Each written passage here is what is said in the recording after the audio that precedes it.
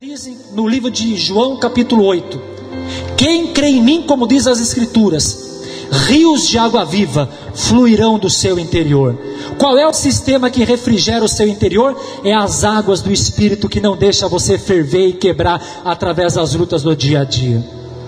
Então, quando nós nos convertemos e nos arrependemos, Atos capítulo 3 verso 19, passamos a viver tempo de refrigério do Senhor.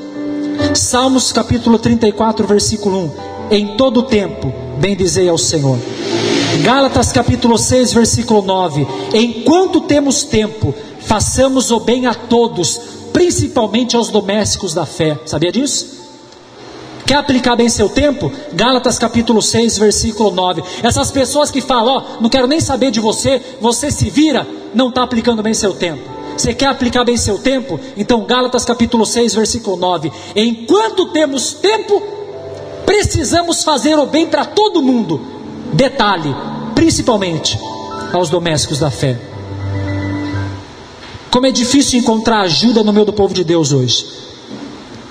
Pergunta para o seu irmão, eu posso contar com você? Eu sei que ele vai falar pode. É normal falar pode. Dá um telefonema para ele. Precisa de alguma coisa. Mas nesse lugar tem pessoas que em todo tempo têm ajudado o seu próximo em nome de Jesus. Você fazendo isso, você está aplicando bem seu tempo. É a lei da semeadura. Isaías capítulo 55 versículo 6. Buscai ao Senhor enquanto se pode achar, e invocai o seu nome. Então, depois de tudo isso que você ouviu, eu vou partir para a ministração já, e o Senhor já está preparando para nós orarmos, e vai ter uma colheita muito farta nessa noite. Eu quero contar a história da Bíblia de uma pessoa que teve 4 atitudes tardias. Vocês nunca vão esquecer isso. Isso é forte demais. Depois desse pano de fundo sobre o tempo, eu vou mostrar na Bíblia um episódio que aconteceu de um ser humano que teve 4 atitudes muito boas. Ele olhou para cima, ele chamou por Pai, clamou misericórdia, e ele queria evangelizar. Mas ele fez tudo isso no inferno e não adiantou nada. Então eu vou mostrar para vocês na Bíblia 4 atitudes que nós não podemos ter quando a situação der zebra. Ai, Senhor. 4 atitudes que nós não podemos ter ou deixar para a última hora ou numa situação extrema. Olha que coisa. Abra a tua Bíblia, Evangelho de Lucas, capítulo 16, versículo 22. É a noite de salvação, gente. É a noite de conserto, gente. É a noite de restauração, de comunhão. Lucas capítulo 16, versículo 22.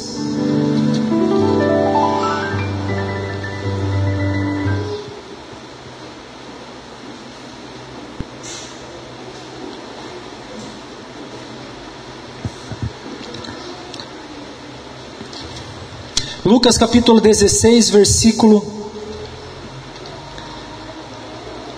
22 diz: aconteceu que o mendigo morreu e foi levado pelos anjos para o seio de Abraão.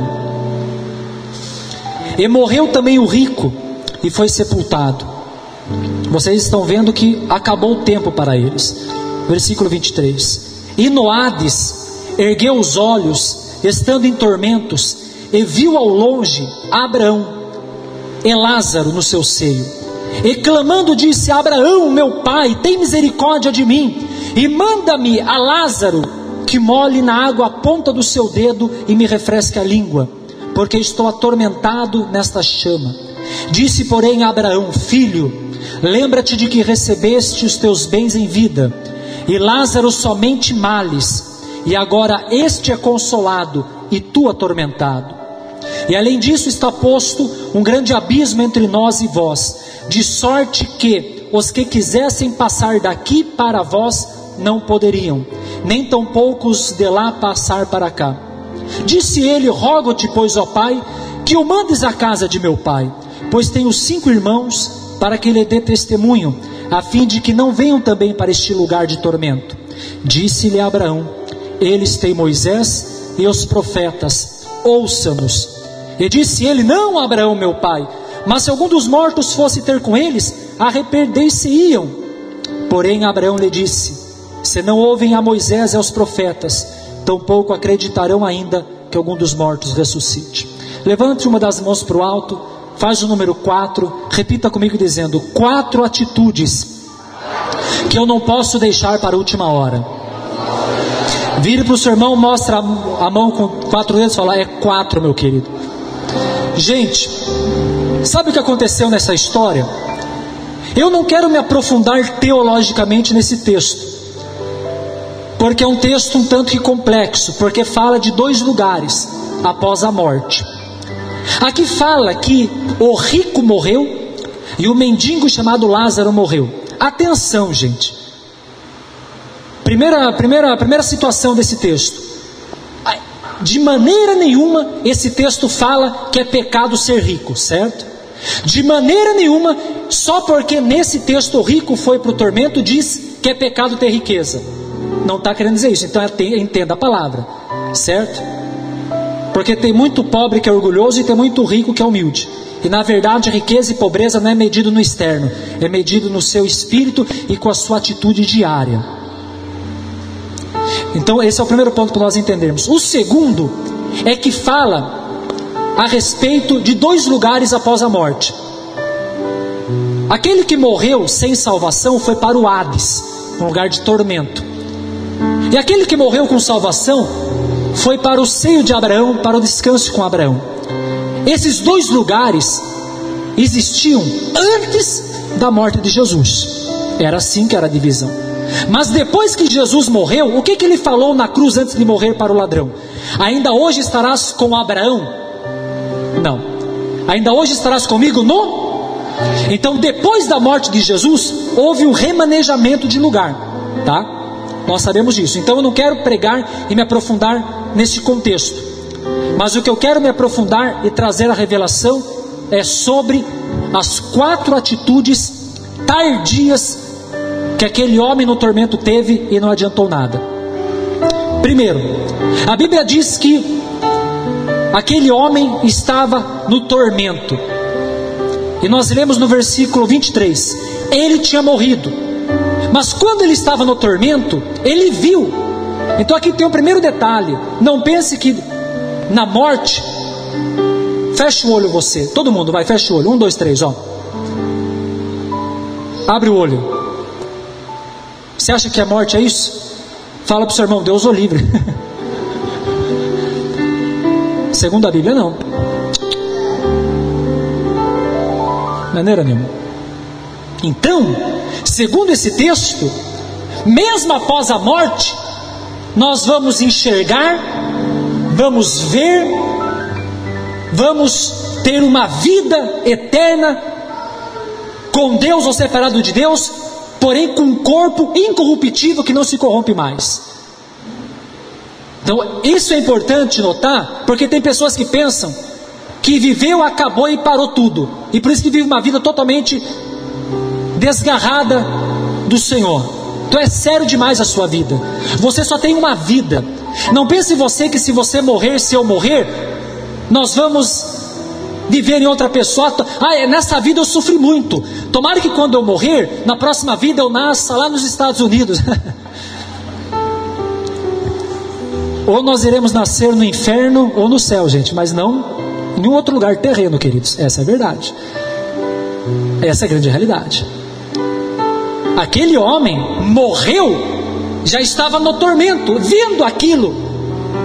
E quando ele viu aquilo, ele começou a ter sede. Começou a ter tanta sede, que ele olha para o alto, para longe, ele enxerga o mendigo que ele desprezava. E quando ele enxerga o mendigo num lugar bonito, num lugar de descanso abençoado, a Bíblia diz, no versículo 23, que esse homem, ele olha para cima para falar. com Abraão. Então o lugar que ele estava era um lugar baixo, ele olha para cima. Essa é a primeira atitude que você não pode ter ou deixar por último: olhar para cima. Hoje é dia de nós olharmos para cima e de invocarmos a presença do Senhor, porque nós estamos vivos, mas depois que morrermos, e se alguém morrer sem salvação, não vai adiantar mais olhar para cima, porque já vai estar definitivo.